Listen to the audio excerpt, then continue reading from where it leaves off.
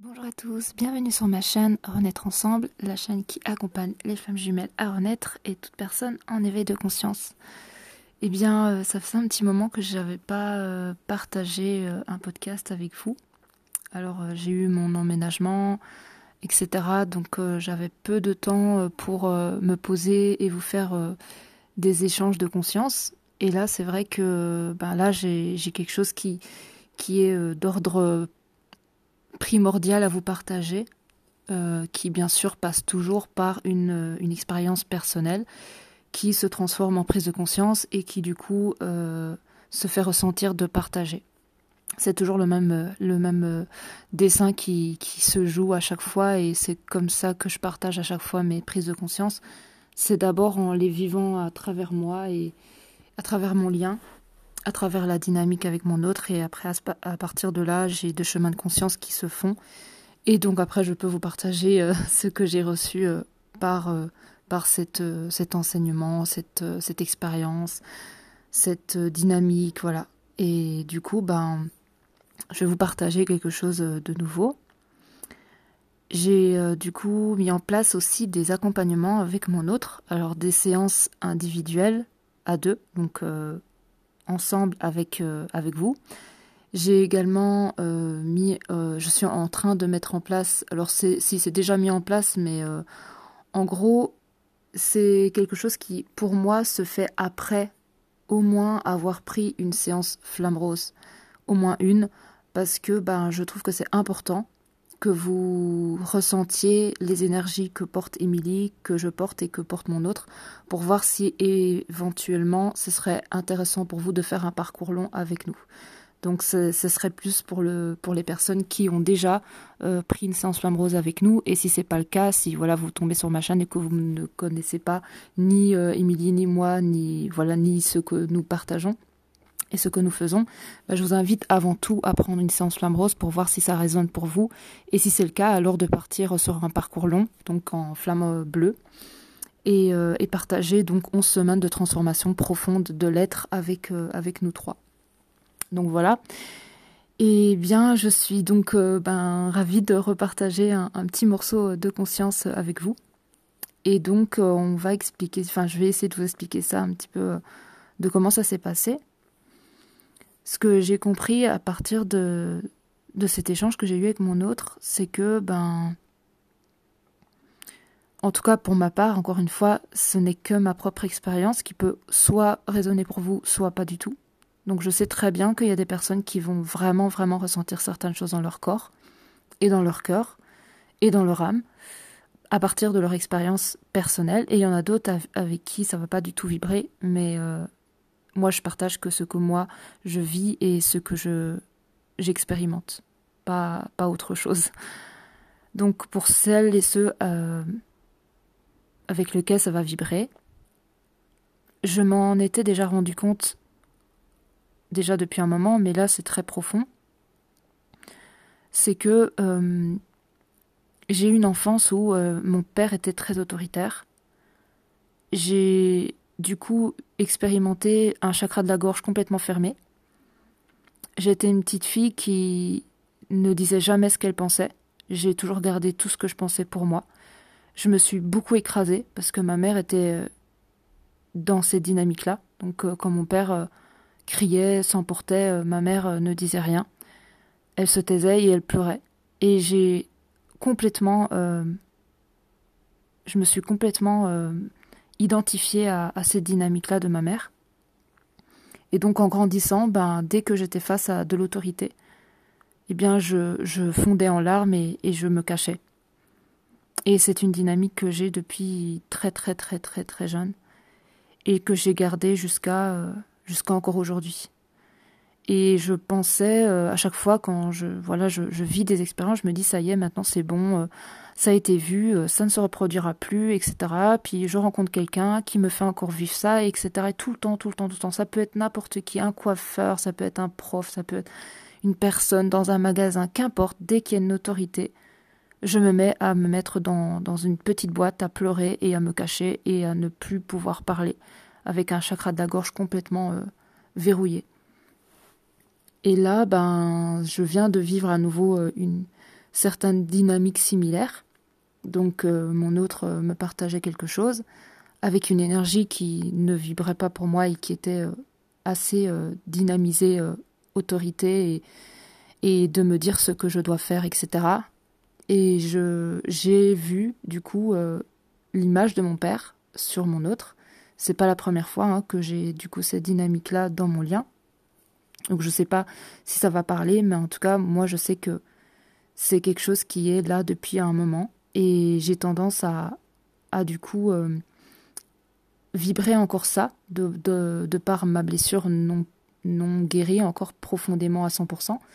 Et donc en gros mon autre ne fait que arracher les pansements de ces blessures profondes au niveau de mon enfant intérieur parce que c'est quelque chose de très profond et qui date pas d'aujourd'hui. Et donc c'est beaucoup plus douloureux qu'une blessure qui est jeune. C'est une vieille blessure. Et ça, je pense que c'est même plus loin que mon père. Mais bon, c'est très ancré chez moi, cette blessure de la peur de l'autorité. Et donc, pour la première fois, j'ai à nouveau ressenti les mêmes dynamiques et les mêmes peurs et les mêmes émotions et la même vague émotionnelle qui remonte, encore la même chose. Et je me suis dit, ok, j'ai vu ma petite fille qui pleure, qui trouve que c'est injuste, que certaines personnes me parlent sur ce ton. Et je lui ai dit, eh bien, tu sais quoi, c'est fini. On ne va plus se laisser marcher dessus. On ne va plus se laisser écraser par rapport à une autorité. On n'est plus une enfant. Et j'ai pris par la main ma petite fille, elle avait facilement 6-7 ans. Et je lui ai dit, écoute, maintenant, je ne laisserai plus personne, en fait, me dominer ou dominer ce que je suis par une forme d'autorité, en fait. C'est fini.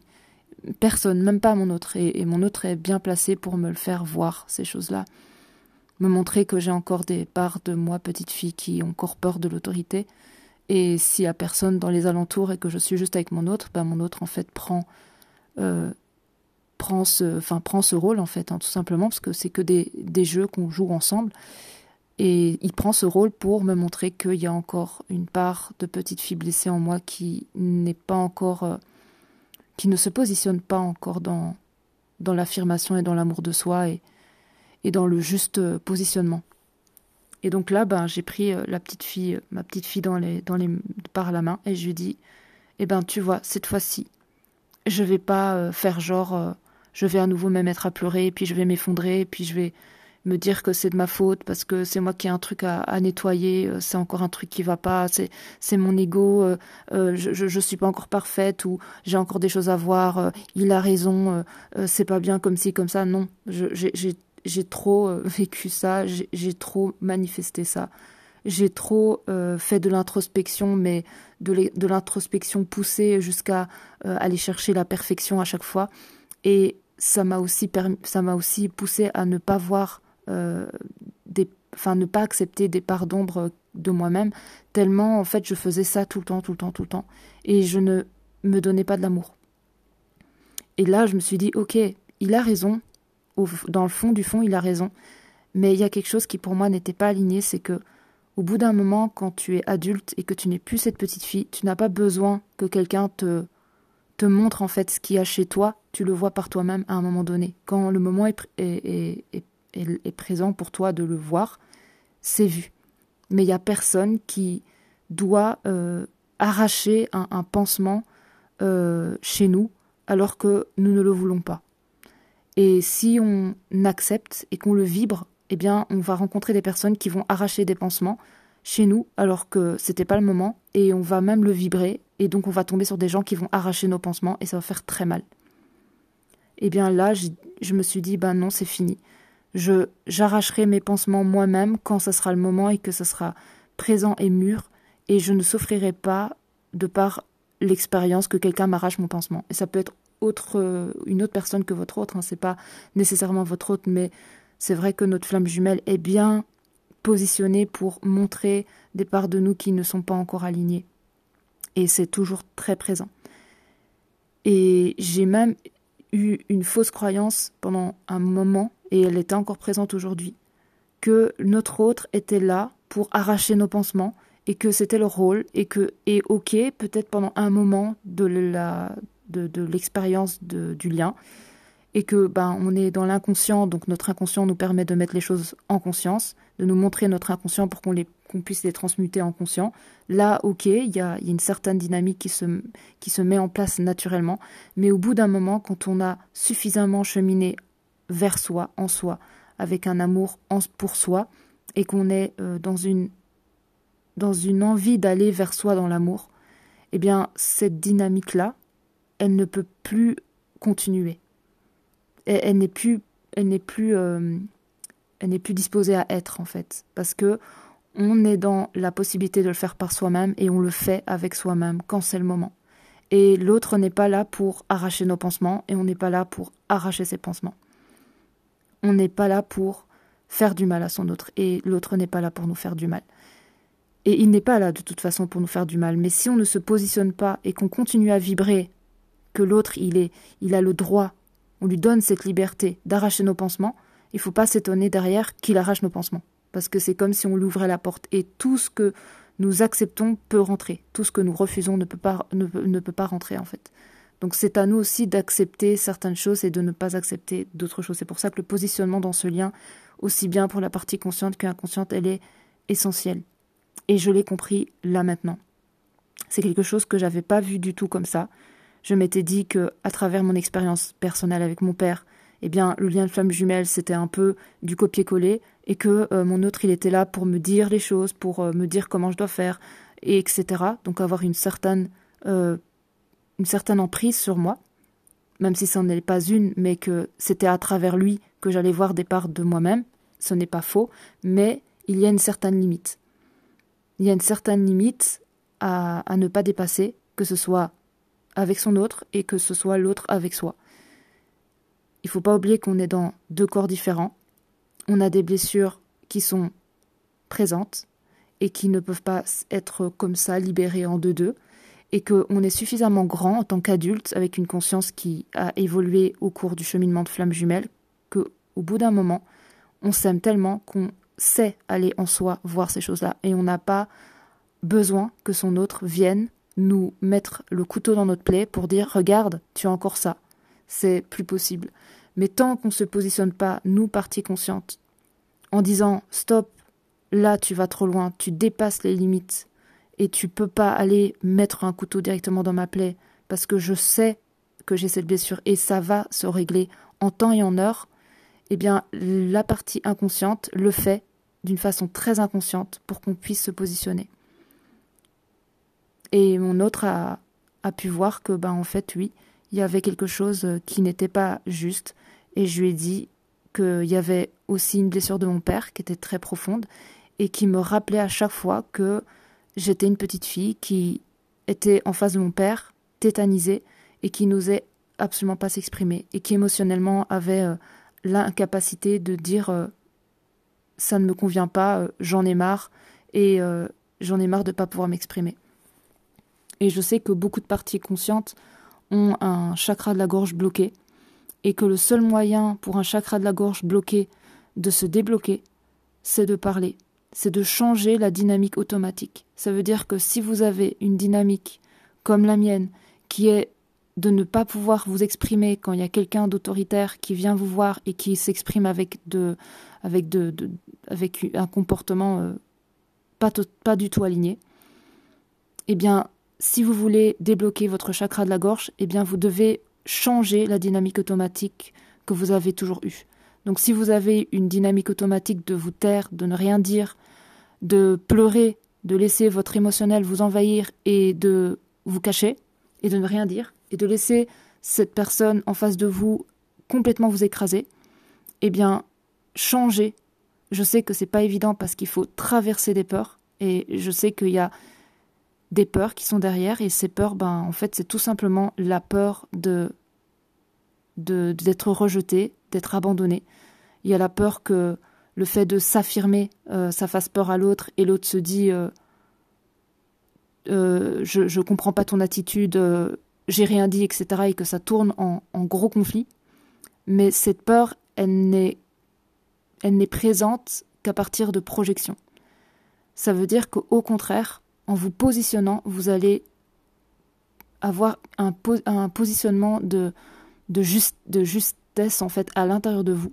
Et vous allez montrer que c'est fini, vous ne voulez plus être cette victime qui se fait écraser et que vous êtes dans l'amour de vous-même et que vous refusez d'être en présence d'une personne qui vous maltraite tout simplement, en fait, qui vous parle mal, qui ne vous respecte pas.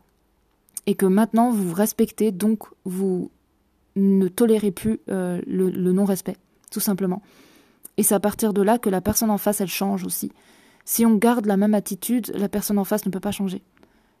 C'est pas qu'elle ne peut pas, c'est qu'elle ne peut. C'est pas qu'elle ne veut pas, c'est qu'elle ne peut pas. Parce que tant qu'il y a une dynamique A, de l'autre côté il y a une dynamique B. Et c'est en changeant notre dynamique que l'autre change aussi. Il se dit ok, c'est bon. Elle a vu ce qu'elle devait aller voir. Maintenant, mon attitude change envers elle. Et c'est pas soi qui fait qu'on change l'attitude de l'autre, c'est à travers notre propre changement que la personne en face change également son attitude. Et c'était assez merveilleux à voir parce que ça, c'est ce qui s'est passé. J'ai traversé une énorme peur parce qu'il y avait toutes mes peurs qui ont été tout autour de moi et qui ont dit non, mais ne parle pas, ne dis rien. Et pourtant, j'avais une colère en moi qui remontait, une injustice en disant mais j'en ai marre de me faire écraser comme ça, j'en ai marre qu'on veuille me contrôler, j'en ai marre de ne pas pouvoir m'exprimer. Quand quelqu'un me dit quelque chose et que je suis pas d'accord, pourquoi j'arrive pas à exprimer mon désaccord? Et ça poussait. Et il y avait toutes mes peurs qui me disaient non, mais dis rien, c'est beaucoup mieux. Tu sais, tu l'as déjà expérimenté avec ton père. Quand tu disais quelque chose, tu te ramassais une baffe dans ta tête et puis il cassait tout. Et fais pas ça. Et voilà, parce que c'est un passé traumatique et c'est pas à 100% libéré. Il y a encore des restes parce que c'était très, très traumatique. Et j'accepte que ça prenne du temps, parce que c'est comme ça, on peut pas libérer ça comme ça, c'est des couches et des couches. Et pourtant, quand j'ai ce genre de dynamique qui m'arrive, eh bien, la seule chose que je vois, c'est mon père qui casse tout. Pourtant, ça n'a rien à voir avec ma dynamique, la dynamique avec mon autre, mais pourtant, c'est bien ce qui se passe à l'intérieur de moi. Et là, je me suis dit, non, je refuse de continuer à être dans cette dynamique-là, parce que je l'ai vécue et j'ai plus envie de la porter, j'ai plus envie de la vibrer et j'ai envie d'enfin devenir un adulte en fait, responsable. Et s'il y a quelque chose qui n'est pas en accord avec moi, avec ce que je reçois comme information, je dis non, je suis pas d'accord. Et je me mets pas dans un positionnement de victime en disant ouais, il me domine, son énergie me domine, donc je me sens écrasée.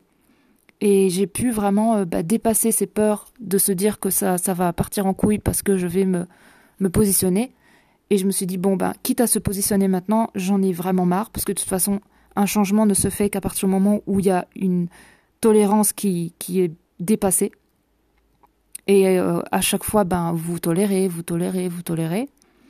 Et à un moment donné, la souffrance, elle est telle que c'est plus possible de tolérer, en fait. Il y a quelque chose qui déborde, et à partir de ce débordement-là, il y a un autre positionnement qui se fait, et c'est là qu'on s'affirme. Et ça se passe vraiment souvent comme ça. Et c'est ce qui s'est passé, c'est que je me suis dit, c'est bon, là, je peux plus être fausse avec moi-même, je peux plus me cacher, j'ai plus envie de me cacher, j'ai rien à perdre que de dire les choses, d'être honnête avec moi et avec mon autre, donc avec nous, dans notre nous, et je vais juste lui dire que c'est fini, je ne veux plus de ça, je ne veux plus qu'il prenne un couteau et qu'il aille dans mes plaies. Je ne veux plus qu'il arrache des pansements qui sont présents chez moi, alors que je prends le temps d'aller les voir progressivement parce que c'est des choses qui se font couche par couche. Je lui ai dit non, je ne veux plus de ça, on n'a plus besoin de jouer à ça, on a joué à ça, on a eu ces rôles-là, mais moi je veux plus. Je veux plus qu'on joue à ça et on n'a plus besoin de jouer à ça parce qu'on est suffisamment conscient pour aller chacun de notre côté voir ce qu'il y a à voir. Et même si on peut le voir à un moment donné, dans une conversation, un échange, que l'autre a peut-être encore une bride de blessure qui crée une dynamique de protection, etc., c'est à l'autre d'aller le voir, d'aller le conscientiser, d'aller l'introspecter Mais c'est pas à nous d'aller mettre le couteau dans la plaie en disant regarde, je vais te faire mal pour que tu vois ta blessure. Ça, c'est fini en fait. Et j'ai pu lui dire ça, je veux plus. Je veux plus qu'on aille tous les deux dans nos blessures. Je veux qu'on laisse l'autre libre d'aller voir sa blessure quand c'est le moment. Et du coup, on a pu échanger. Alors bien sûr, il y a toute l'émotion de mon enfant intérieur qui est remontée. Donc j'ai bien sûr pu libérer ça aussi. Mais j'ai surtout pu aller prendre cette petite fille en moi qui était complètement verrouillée et qui était incapable de se positionner face à l'autorité. Et c'est vraiment pas quelque chose de nouveau chez moi. Et là, j'ai dit à mon hôte, là, il y a quelque chose par rapport à mon enfance qui remonte et que tu as bien sûr pu mettre en lumière. Mais au-delà de ça, je me suis positionnée et je lui ai fait part de ce qui était juste pour moi et ce qui n'était pas juste. Et lui, ce qui est justement magnifique avec ça, c'est qu'il a pu aussi voir une dynamique chez lui qui ne voulait plus. Et il m'a dit, maintenant c'est fini, je refuse de porter ce rôle-là, tu iras voir tes blessures quand ça sera le moment, et tu as raison, je ne veux plus en fait avoir cette tendance à vouloir arracher ton pansement, parce que je sens que c'est nécessaire, alors que non, j'ai pas à jouer ce rôle. Et c'est important dans ce lien de flamme jumelle, parce que c'est toujours une relation de soi à soi. Ça veut dire que si avec soi-même on règle quelque chose, ça se règle à l'extérieur avec son autre, c'est automatique. Et donc, ce que j'ai pu voir aussi en plus grand par rapport à cette dynamique, c'est que souvent on parle de positionnement dans le lien de flamme jumelle. On parle souvent, oui, la partie consciente doit se positionner par rapport à son autre, etc., etc. Mais pour moi, le plus grand positionnement, que ce soit pour la partie consciente et la partie inconsciente, eh bien, pour moi, le positionnement premier, c'est pour la partie consciente, c'est justement de ne plus accepter que son autre domine un peu, la domine et cette énergie un peu de papa et de contrôlant et de tu vas faire ci, tu vas faire ça, ou ah j'ai vu ça chez toi, tu dois aller voir ça, ou avoir un comportement totalement, je sais pas, arrête d'être dans ton mode victime, sois une femme forte ou un homme fort, t'es pas comme si, t'es pas comme ça, ou parce que j'en ai des personnes qui m'envoient des screens d'échanges avec leur autre et c'est souvent ce que j'observe. Et la partie dite consciente doit vraiment faire un travail, même si c'est pas le bon mot, le travail, mais doit vraiment se positionner à l'intérieur d'elle-même, regarder s'il n'y a pas une dynamique miroir avec son père ou avec sa mère. Si vous êtes un homme, c'est avec le sexe opposé. Et de voir si justement il n'y a pas quelque chose à aller voir et à remettre, à repositionner en vous. Et qui vous permettrait d'avoir une dynamique beaucoup plus harmonieuse avec votre autre. Et pareil pour la partie inconsciente, elle c'est un peu différent, mais elle se fait contrôler par sa partie consciente dans le domaine du couple, dans un long moment du parcours, sur une longue période. Et cette partie inconsciente, elle doit se positionner aussi en disant stop, arrête de vouloir me dire ce que je dois faire, arrête de vouloir me dire je dois quitter mon énergie partenaire pour me mettre avec toi, arrête de me contrôler, arrête de ci, arrête de ça. Et doit aussi se positionner. Parce que de son côté, lui, il a eu cette dynamique avec sa mère, toujours du sexe opposé, et avec son autre, il rejoue la même chose. Et lui, à ce moment-là, il doit dire stop. Et nous, c'est pareil, mais avec le sexe opposé, donc avec le masculin, et on doit dire stop. Donc les deux, en fait, doivent se dire stop, et non pas pour créer de la séparation, mais justement pour créer l'harmonie.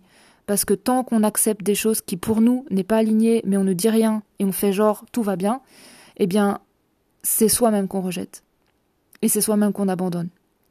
Et ça fait très mal. Donc c'est important de vraiment regarder à l'intérieur de soi quelle est la dynamique que nous avons avec notre autre qui n'est pas juste.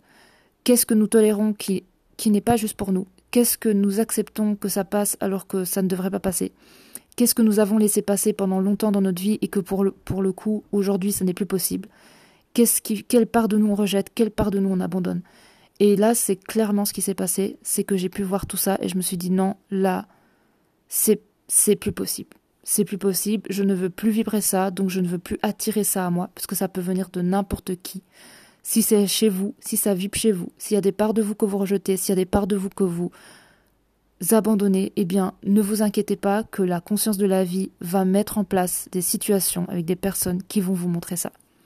Et si vous ne vous positionnez pas par rapport à ça et que vous ne changez pas la dynamique que vous avez avec vous-même, dans un non-respect de vous-même au lieu d'avoir du respect, eh bien, les autres vont vous montrer le non-respect de vous-même. Non pas parce qu'ils vous aiment pas, au contraire parce qu'ils vous aiment et qui veulent vous montrer à quel point il y a des parts de vous que vous rejetez et que vous ne respectez pas, tout simplement. Et du coup, voilà, je voulais vous partager ça parce que j'ai trouvé ça super intéressant. C'est quelque chose qui, quand même, pour moi, est un peu cible dans ce lien. Peut-être pas la même dynamique, parce que voilà, c'est mon histoire et peut-être ça vibrera chez certains et puis pas d'autres, c'est pas le plus important, mais c'est quand même une dynamique qui est très présente chez beaucoup de gens et qui peut causer beaucoup de désharmonie intérieure. Parce que le plus important, c'est pas que l'autre soit en harmonie avec vous. Le plus important, c'est que vous soyez en harmonie avec vous-même. Et que si votre autre, il voit que vous êtes en harmonie avec vous, alors il sera en harmonie avec vous. Par contre, si vous êtes en désharmonie, il ne vous montrera que votre désharmonie.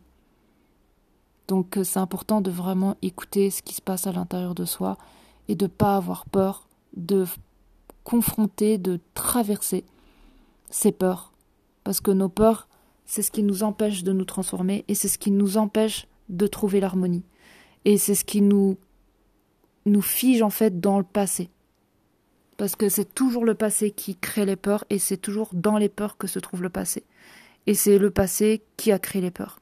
Donc à chaque fois que vous êtes en face d'une situation où vous avez des peurs qui viennent qui remontent et qui vous empêchent de changer votre dynamique automatique, eh bien sachez que c'est justement à travers ce changement que vous allez pouvoir libérer des peurs et que vous allez pouvoir enfin vous libérer du passé. Tant que les peurs font obstacle et que vous laissez vos peurs vous dominer et que vous gardez un même automatisme qui se manifeste encore et encore et encore, eh bien à chaque fois vous donnez de la valeur à vos peurs et vous laissez vos peurs gagner, tout simplement. Et donc votre passé vous domine parce que c'est le passé qui crée ces peurs. Et c'est ce passé qui crée ces expériences. Tant qu'il y a des parts de passé non libérées, avec des comportements qui sont encore présents de quand vous étiez petit, avec vos parents, eh bien ne vous inquiétez pas, la vie va vous mettre des personnes qui vont faire réagir ces parts de vous pour vous les montrer et pour vous dire tu es encore dans ton passé, tu es encore à 5 ans, tu es encore à 8 ans, tu es encore avec papa, tu es encore avec maman, tu n'as pas encore réglé ça. Ce chakra de la gorge n'est pas encore déverrouillé. Il y a encore des parts bloquées chez toi que tu n'acceptes pas, dont tu as encore peur, que tu penses que c'est encore comme le passé. Et tant que vous ne manifestez pas un changement, ça restera et ça se remettra à travers d'autres, ça se remanifestera d'une façon différente à chaque fois. Donc si ce n'est pas votre autre, vous inquiétez pas. Il y a plein de personnes sur votre chemin qui vont venir à vous pour vous montrer ça. Et ce qui est vraiment, vraiment, vraiment important, pour les personnes, peut-être qu'il y a des personnes là qui m'écoutent, qui sont déjà en réunion et qui vivent peut-être encore des gros mouvements avec votre autre, eh bien, ne vous inquiétez pas, ça n'est pas, comment dire, ça n'est pas fatal et il y a toujours moyen d'harmoniser ça dans l'amour. Quand ça vous arrive ce genre de dynamique intérieure avec, quand ça vous arrive ce genre de dynamique avec votre autre et que voilà, ça se place comme ça, c'est souvent sans s'y attendre et ça peut arriver n'importe quand. Le plus important, et c'est ce qui me permet vraiment d'à chaque fois ne pas faire, de ne pas trop laisser mon ego faire sa vie. Mon ego blessé qui va commencer à dire il est méchant, il me fait du mal, etc. Comme il a l'habitude de faire pour nous protéger encore une fois, parce qu'il n'est pas là pour nous faire du mal, mais pour nous protéger.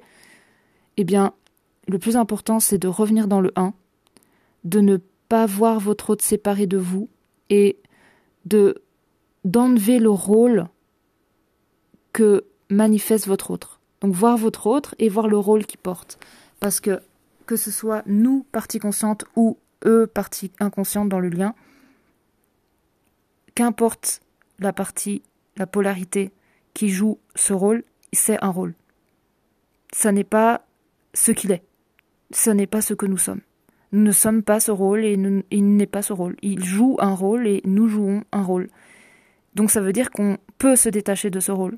On n'est pas collé à ce rôle. Nous ne sommes pas la manifestation de ce rôle. Nous jouons à ce rôle pour créer quelque chose.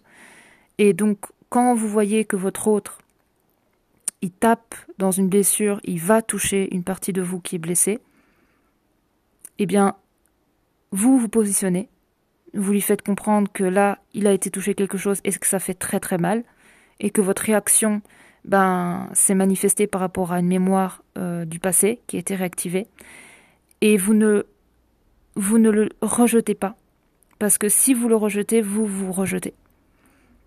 Et il va avoir peur après et il va penser qu'il est mauvais et il risque de partir et ça peut très mal se finir. Il faut vraiment...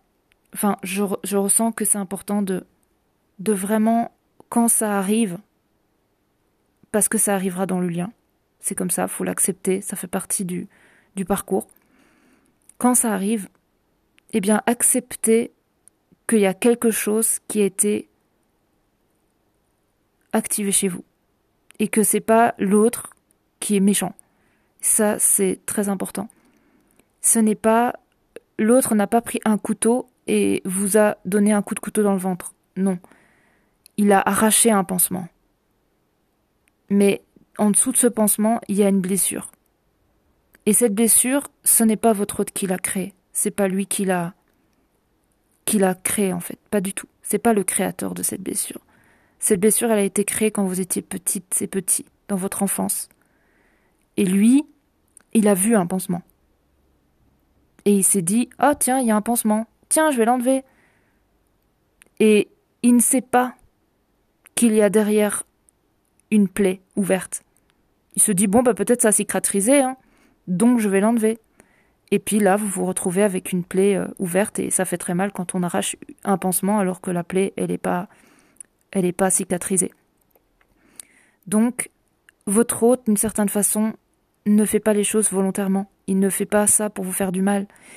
Il voit un pansement et il arrache votre pansement. Donc c'est à vous de lui dire, hé Coco, non, tu sais, les pansements, on les arrache pas comme ça. Parce que tu vois, il y a des plaies en dessous et tu sais, des fois, elles sont pas cicatrisées. Et quand tu arraches un pansement alors que tu as une plaie en dessous, ça fait très mal. Donc si vous communiquez à votre hôte que il a été touché quelque chose et que ça fait mal et que c'est encore bien vivant chez vous, eh bien, il ne pourra que vous comprendre et sa dynamique changera parce que vous vous positionnerez dans l'amour et vous lui exprimerez ce qui s'est passé en vous. Par contre, si il arrache un pansement et que la réaction automatique, et c'est normal, hein, parce que ça fait mal quand on arrache un pansement alors que la plaie elle est encore vivante et bien vive, eh bien, ce qui se passe, c'est que vous pouvez avoir une autre dynamique et dire, mais t'es vraiment un connard, mais ça fait trop mal, mais franchement, mais comment je peux être avec une personne aussi horrible qui m'arrache mes pansements comme ça? Et vous pouvez aussi être dans cette dynamique-là. Mais par contre, ça va créer beaucoup de désharmonie et ça va créer de la séparation entre vous et je pense pas que c'est ce que vous désirez dans votre lien. Parce que quand il y a de la désharmonie avec votre autre, il y a de la désharmonie avec vous-même et ça fait encore plus mal que d'être en désharmonie avec son autre. Parce que vous êtes déjà en désharmonie avec vous-même, parce que vous êtes en train de revivre quelque chose. Et en plus, si vous êtes en conflit, en désharmonie, en séparation avec votre autre, alors là, ça fait encore plus de désharmonie. Donc autant rester en harmonie avec son autre, en lui expliquant que oui, évidemment que ça fait mal quand on arrache un pansement alors que la plaie, elle n'est pas encore fermée. Vous lui faites comprendre ça. Vous lui montrez qu'il n'est pas mauvais, qu'il n'est pas méchant, que c'est pas un monstre, qu'il a tout simplement enlevé un pansement qui n'était pas encore prêt à être enlevé, et que du coup, il y a quelque chose qui était derrière, qui a fait mal. Et donc, vous lui montrez que vous avez une plaie ouverte, et vous lui expliquez l'histoire de cette plaie. Vous lui expliquez d'où ça vient. À votre autre qui n'est autre que vous dans un autre corps, qui n'est pas conscient de tout ça à 100%, et qui est juste là pour essayer de comprendre justement et de suivre votre votre histoire aussi. Donc n'hésitez pas à manifester cette expression de dire « Ok, tu viens de m'arracher un pansement, voilà ce qui se trouvait en dessous de ce pansement et voilà pourquoi je me retrouve à être dans cette dynamique. Parce que ça a fait très très mal. Et sur le coup, j'ai réagi comme ci comme ça, mais j'en suis profondément désolée, mais j'ai mal. Voilà. » Et vous lui faites comprendre ça. Et là, votre autre, il ne pourra plus du tout être en dualité avec vous. Et vous non plus. Parce que vous avez vu qu'il y a eu quelque chose qui s'est passé et que c'est bien au-delà de vous. Et que au-delà du fait qu'il vous ait arraché un pansement, il n'est pas un monstre. Et vous avez juste à lui expliquer ce qui se cachait derrière ce pansement et aller en vous pour aller voir ces parts de vous qui ont été réveillées. C'est tout. Et si cette dynamique, vous arrivez à la placer dans votre lien, qu'importe le rythme que vous avez en ce moment avec votre autre et la dynamique dans laquelle vous êtes, eh bien vous allez voir que vous allez progressivement incarner de plus en plus le 1 à l'intérieur de vous. Et que c'est ça l'essence même de la réunion. C'est arriver à aller au-dessus de ce qui se voit dans l'ego. Si on reste dans l'ego, dans le personnage identitaire, on ne peut dire que l'autre n'est qu'un connard et qu'on n'a plus jamais envie de le voir et qu'il est dangereux même pour notre sécurité, parce que l'ego, il est très « je te protège ». Donc si on écoute notre ego, alors là, on est en insécurité. On peut prendre ses affaires et se barrer très vite parce que là, on va vraiment mourir si on reste là. Ça, c'est l'ego. Donc on va voir notre autre comme un monstre, et notre autre, si on le regarde comme un monstre, il va se voir comme un monstre aussi. Et il va avoir peur d'être avec nous parce qu'il va se dire, quand je suis avec elle, je suis un monstre. Donc il faut que je reste loin. Mais si vous allez au-delà de l'ego, et que vous regardez ce qui se passe de divin dans tout ça, eh bien vous allez voir qu'en fait, il n'y a personne qui est méchant. Il y a juste des pansements. Et qui, du coup, sont arrachés. Et sans vraiment le vouloir, c'est très inconscient. Et des fois, la blessure, elle est très vive et ça fait mal, voilà. Et sur le coup, ça crie, quoi.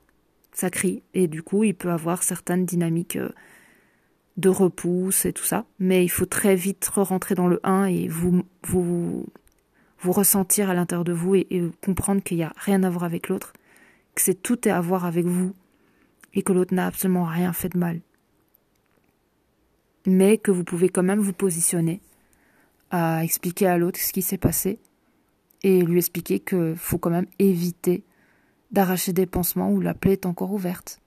Parce que vous avez une historique, il a une historique, et on n'est pas là pour aller gratter les plaies de l'autre et lui dire regarde, là ça n'a pas cicatrisé, tiens, là t'as un pansement, je vais te l'arracher. Non, ça c'est pas bon.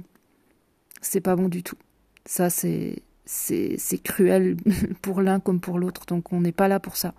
On est là pour accompagner l'autre à voir, mais pas à arracher ses pansements. Ça veut dire que si vous voyez quelque chose chez votre autre, que ce soit partie consciente ou partie inconsciente, n'importe quelle dynamique que vous avez dans votre lien, quelle polarité vous êtes, si vous voyez quelque chose chez votre autre, eh bien laissez votre autre le voir par lui-même. Vous pouvez éventuellement lui dire, mais ne lui ordonnez rien, ne lui obligez rien, et soyez le plus doux possible dans vos mots, et montrez-lui que vous êtes avec elle ou lui, et que vous comprenez la dynamique, que vous comprenez l'histoire, que vous comprenez l'énergie dans laquelle elle est ou il est, et que vous êtes avec lui ou avec elle, et que elle n'hésite pas à vous en parler si ça lui fait du bien de se confier ou de se libérer de ça à travers un échange. Et là, à ce moment-là, vous êtes dans l'accueil. Mais pas une dynamique de je vais te montrer ta plaie, puis je vais l'arracher, puis je vais te montrer que tu as encore des parts de toi qui sont encore séparées de la conscience. Et non, ça c'est de l'ego à l'ego et ça n'est pas bon. Ça crée que de la désharmonie et ça ne favorise pas l'harmonie et l'unité. Donc voilà, je voulais vous partager ça. Sachez que en réunion, et je pense que vous en avez déjà entendu parler un peu, j'espère, c'est que ce n'est pas de tout repos. C'est une autre dynamique. C'est une autre danse à deux qui va vers le 1. Et c'est beaucoup de place à l'amour et beaucoup de, comment dire ça, de détachement de l'ego. Énormément. Parce que l'ego, il peut vraiment vous faire partir en vrille. Et c'est important, en réunion également, de bien observer son ego et de regarder toutes les dynamiques de séparation qui peuvent encore se manifester et qui peuvent vous dire « Oh, tu vois, lui, nanani, nanana » ou « Oh, tiens, regarde, elle, nanani, nanana ». C'est important de vraiment retourner tout le temps dans le cœur, dans l'amour, et de voir tout le temps le 1 à travers cette dynamique, et à chaque fois voir le cadeau qui s'y cache derrière, parce que c'est toujours des cadeaux. C'est toujours du divin, c'est toujours quelque chose de beau derrière, c'est toujours de la libération, c'est toujours de la conscientisation, c'est toujours de l'éclairage, c'est toujours vers le 1, toujours vers le 1. Donc même si ça fait mal quand quelqu'un vous arrache votre pansement, eh bien vous pouvez aller lui dire, bah tu sais quoi, ça fait mal quand tu arraches un pansement et la plaie elle est encore vive. Et puis après vous allez voir ce qui s'y cache derrière, parce que vu que le pansement est arraché, autant en profiter, parce que ce serait vraiment bête de s'offrir un bon coup et puis de pas aller voir ce qui était derrière et de remettre un pansement direct dessus, parce que ça a fait mal sur le coup, donc autant aller voir la blessure. Puis une fois que vous avez été voir la blessure, vous voyez ce que vous pouvez faire pour lui donner de l'amour, pour qu'elle soit apaisée, et peut-être éventuellement ne pas remettre de pansement et laisser tout simplement la plaie cicatriser à l'air libre. Comme ça, c'est une plaie qui va cicatriser et puis elle ne fera plus mal. Donc après on peut la toucher, ça ne réagira plus.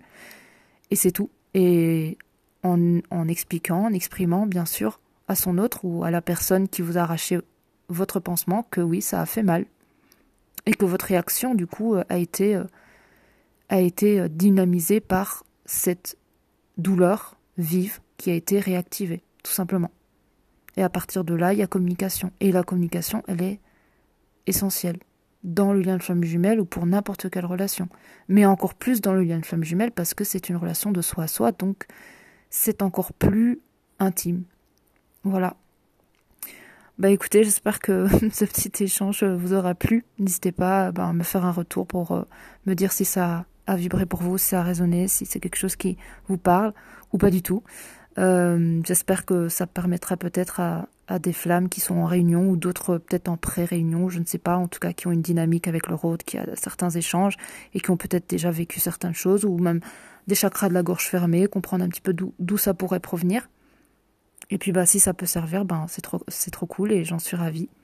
Donc voilà, je vous fais de gros bisous. Merci d'avance pour votre écoute et puis tous vos commentaires. Et tous vos super messages, ce qui sont toujours super cool à lire, donc n'hésitez pas à me laisser des commentaires, ça me fait toujours plaisir de vous lire.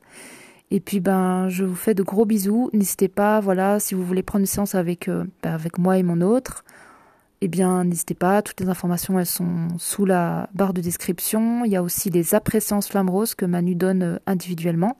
Donc pour ceux qui ont déjà fait une séance flamme rose et qui sont un petit peu perdus par rapport à tout ce qui a été dit durant la séance, eh bien n'hésitez pas à prendre une séance avec Manu, il vous expliquera vraiment en conscience ce qui a pu être vu, il va faire des recherches, il va écouter attentivement votre séance et il pourra vraiment mettre il pourra créer avec vous des chemins de conscience pour vous permettre de mieux intégrer tout ce qui a été dit pendant la séance. Donc l'intégration fait partie intégrante de la transformation.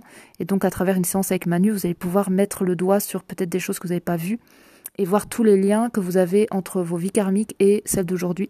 Et voir un petit peu tous les cadeaux qui s'y cachent derrière avec tous les enseignements. Donc ça pourrait vraiment vous servir à vous transformer encore plus en profondeur à travers une séance après Flamme Rose. Et puis pour ceux qui sont partants pour un parcours long, flamme bleue, et que vous avez déjà fait des séances flamme rose et que vous sentez qu'il y a vraiment un parcours long qui vous attire et qui vibre pour vous, n'hésitez pas. Donc je pense que j'ai fait un petit peu le tour et je vous fais de gros bisous, passez une bonne journée, une bonne soirée et puis je vous dis à très très vite pour un prochain podcast. Bisous bisous.